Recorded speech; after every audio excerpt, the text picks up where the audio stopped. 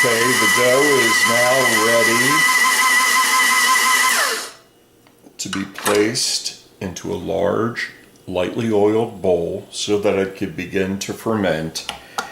And you want it to go about 2.5 times its original volume for the first fermentation. You can see how the gluten has built up a beautiful elasticity in the dough. So we'll just scrape everything together. There's the orange zest I put in a minute ago, and you do that just for the last minute or so of kneading. And the orange zest is optional. I like orange with this. I don't know why, I guess because it's what I'm used to, but you could use lemon.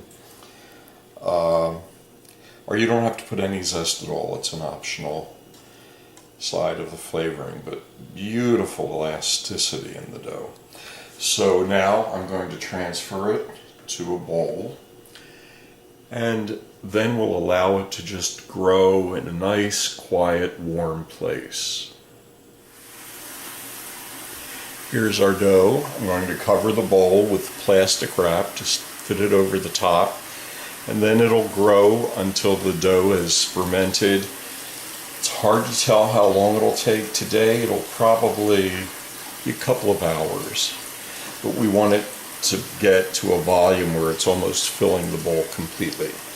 Then we'll degas the dough, punch it down, some people call that, and we'll form our loaves.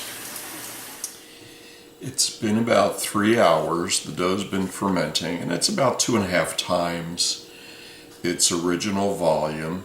So I'm going to degas, or punch down. I don't like punch down. It sounds a little too violent. But all you have to do is take a bowl scraper and deflate the dough, allowing that carbon dioxide to release itself. Now, just give it really nice 5-minute rest, and then I'll show you how to form loaves. I have 1/3 of the dough on my work surface. Lightly flour my hands a little bit. What you want to do is form the dough. Make sure it's not sticking, into an approximate rectangle, and just fold it in on itself. It's actually pretty easy what we're doing here. What this is doing, by doing this, we are actually putting the gluten network in the dough to work for us. We're going to help strengthen the shape of our loaf. And do it again. Just top over bottom, bottom over top. And then you can fold the sides in.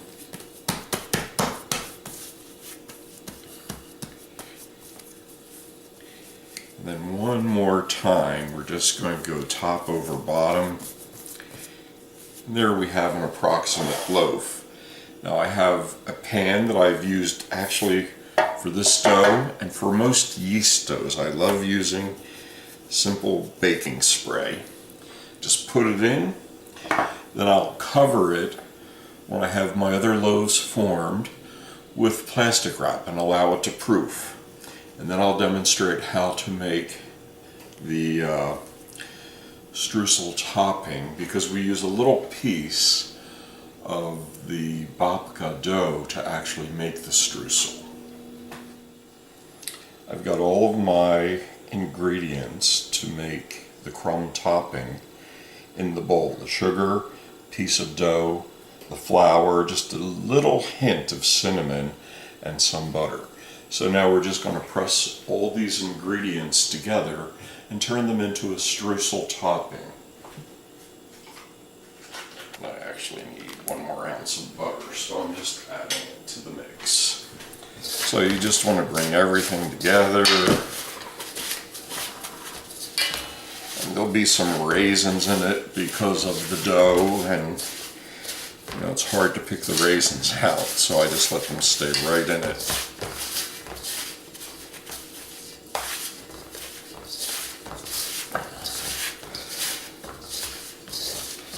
So the thing that's really great about this topping is that the yeast, we've got active yeast in here, and it's going to continue to ferment and grow. The topping becomes just the most wonderful light streusel that you've ever had.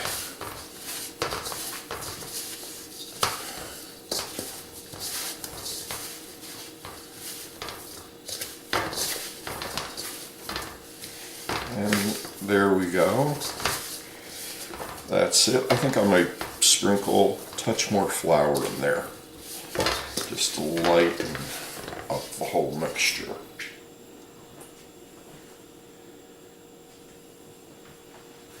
And don't forget, I'm doing a double batch, so this might look like a lot, but I've got a lot of babka here that I'm going to be putting the streusel dough on.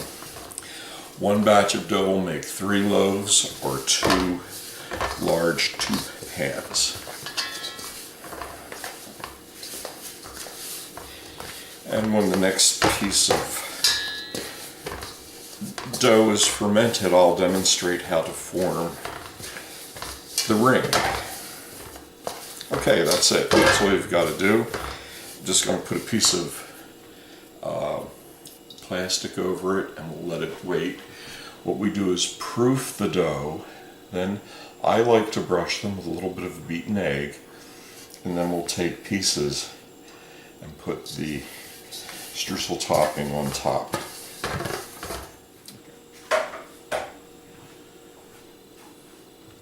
Now I'm going to demonstrate how to do the shaping of a tube loaf, in case that's how you decide to shape your babka. So we're going to start out as we did before, top over bottom, almost like folding a letter kind of thing.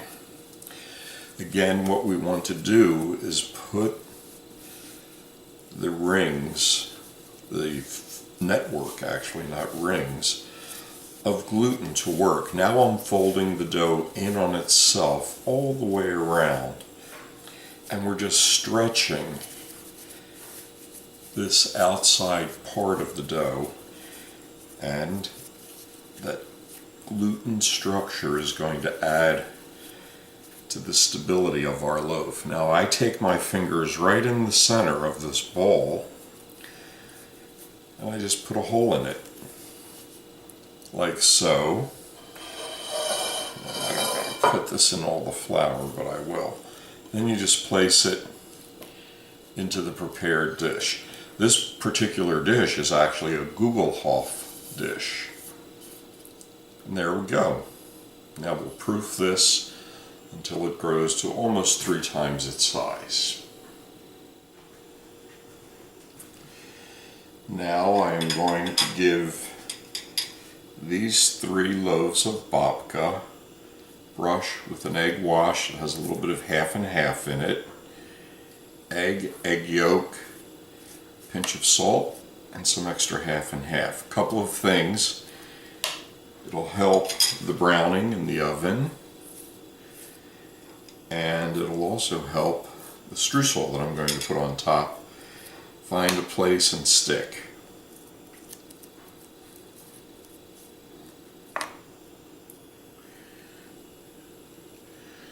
So nice, generous brushing.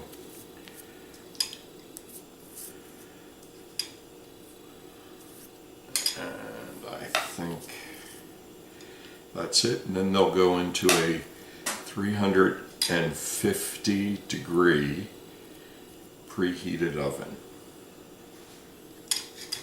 Now here's the streusel I made a little while ago. And the streusel is kind of funny. It's not like streusel that you make for coffee cake and that kind of thing. It's a little bit pastier. So you have to break it apart and press it on lightly onto the surface of your babka. But it bakes up just beautifully. Really tastes great.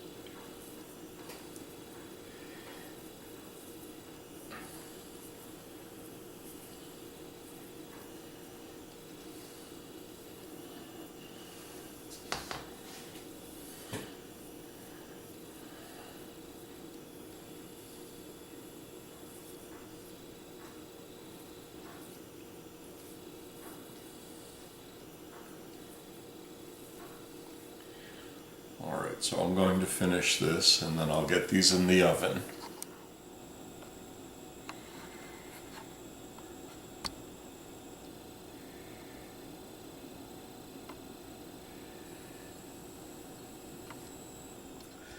I hope you've found the video and the demonstration helpful, and I hope you'll try this recipe.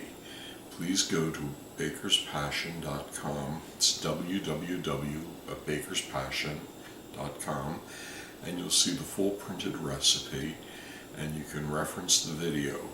I hope you try it, and I hope you enjoy it. Thank you, and for A Baker's Passion, I'm Ray Madursky. Now, I get to taste. The actual babka is very, very light,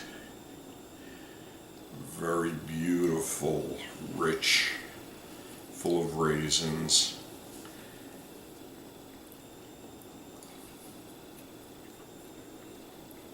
It's got just the right amount